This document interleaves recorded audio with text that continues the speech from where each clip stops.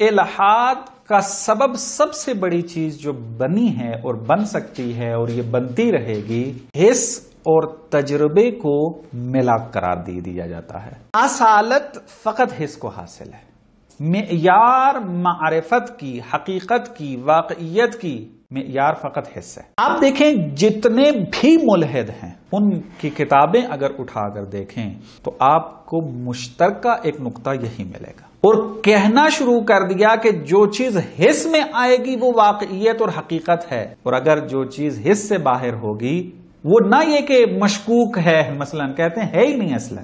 جو بندہ بھی الحاد کی طرف جا رہا ہوگا آپ ان کو پرکھ کے اور بحث کر کے دیکھ لیں، وہ جس روش کے تحت جا رہا ہوگا، جس میتھڈ کے تحت جا رہا ہوگا وہ حسی ہوگا۔ ہمیں تو نظر نہیں آتا، اگر ہے تو کیوں نہیں نظر آتا؟ مثلا ایک بندہ جو ہے وہ ملحد تھا، اس نے کہا کہ ہم جہاز پہ چڑھ کے گئے، اتنے 1000 فٹ کی بلندی پہ تھا، میں نے بڑی کوشش کی، خدا ملا ہی نہیں ہے۔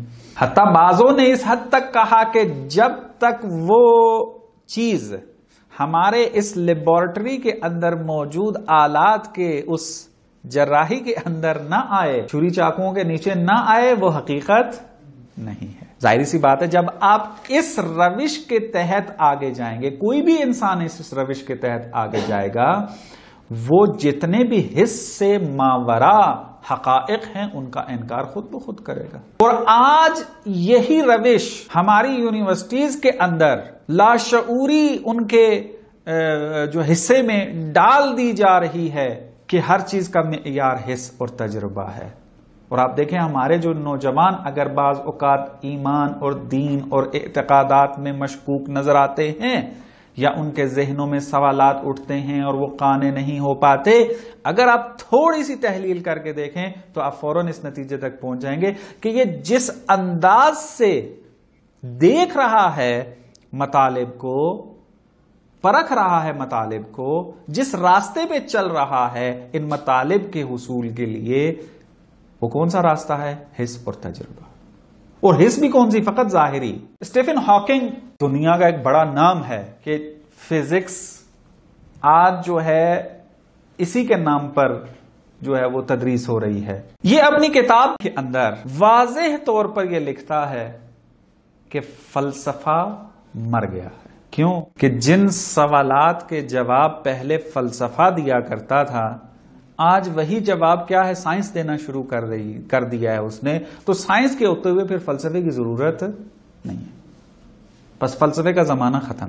تو جب آپ فلسفے کے زمانے کو ختم کر رہے ہیں، فلسفے کی ویلیو اور قدر و قیمت کو ختم کر رہے ہیں اور حس کے اوپر بنیاد رکھ رہے ہیں، سائنس کے اوپر بنیاد رکھ رہے ہیں پورے حقائق کو تحلیل کرنے کے لیے، تو ظاہری سی بات ہے اس کا نتیجہ الحاد ہی نکلنا ہے۔ اور اسی وجہ سے دیکھیں اسٹیفن ہاکنگ جو ہے وہ ملحد ہوا۔ اسی طریقے سے آپ رچرڈ ڈاکنز کو جا کر پڑھیں، اسی حس و تجربے کے ذریعے آ کر نتیجہ جو ہے وہ دے رہا ہوتا ہے۔ اب ہم آ کر دیکھتے ہیں کہ آیا سائنس کے اندر یہ قابلیت موجود ہے کہ وہ ہر چیز کے بارے میں اظہار نظر کر سکے، ہر چیز کی تفسیر کر سکے، یا نہیں، بلکہ اس کا کوئی دائرہ کار ہے، اس کے لیے کوئی قواعد و ضوابط ہیں، اس کا ایک اپنا میدان ہے کہ جس میدان کے اندر جا کر یہ اپنے نتائج دیتی ہے۔ اگر یہ میدان نہ ہو تو نتائج نہیں دے سکتی۔ کہ علوم تجربی تمام کائنات اور تمام عالم کا احاطہ نہیں کر سکتے، کیونکہ علوم تجربی کی بنیاد اور بیس کیا ہے؟ تجربہ ہے۔ تجربہ اگر دیکھا جائے تو کیا ہے؟ وہ مشاہدات اور مختلف آزمائش آبزرویشنز کا جو ہے مجموعہ ہے۔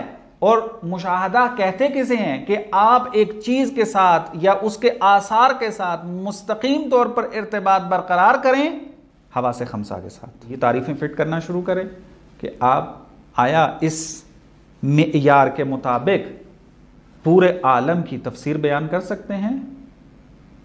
نہیں ہو سکتی۔ اس کے ذریعے فقط آپ مادیات کو تو کور کر پائیں گے، لیکن اگر ایک حقیقت جو مادی نہ ہو اس کے بارے میں آپ کبھی کوئی فیصلہ نہیں کر پائیں، مادے سے ماورا ہو۔ اور اسی وجہ سے آپ دیکھیں یہی چیز سبب بن رہی ہے، آپ دیکھیں تھوڑا تھوڑا جیسے جیسے آگے چل رہے ہیں کہ دے کے اندر اتنا گھر گئے یہ جا کر اور اعتماد صرف کر لیا اس کے اوپر جا کے، تو اب آہستہ آہستہ انکار کرنا شروع کر دیا، کیونکہ حس کے اندر تو وہ چیزیں آ نہیں سکتی ہیں، تجربے میں تو وہ چیزیں آ نہیں سکتی ہیں، تو لہٰذا انکار ہی کرتے ہیں اس کا جا کر۔